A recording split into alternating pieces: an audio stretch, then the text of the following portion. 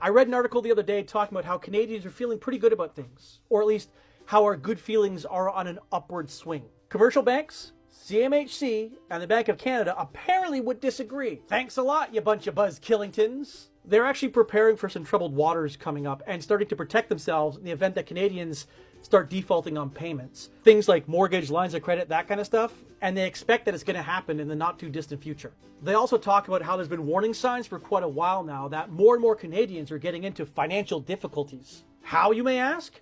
Fantastic question. Our debt is going to bite us in the ass. As it relates to our GDP, Canadians have more debt than any other G7 nation. In fact, we're the only nation in the G7 that has more debt than our GDP.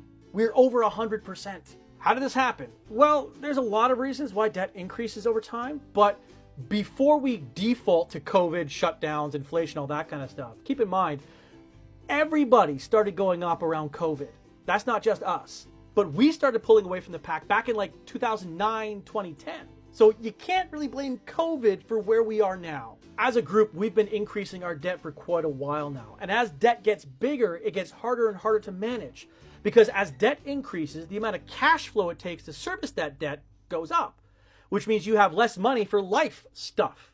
Which means you got to put more life stuff on credit, which increases your debt. Which means you have to dedicate more cash flow to it. So on and so forth.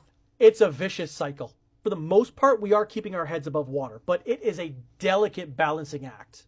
And if one thing changes, like maybe an economic downturn, or if the interest rates go up again, by the way, there's a rumor that the Bank of Canada is going to increase rates again later this month, this entire house of cards could collapse.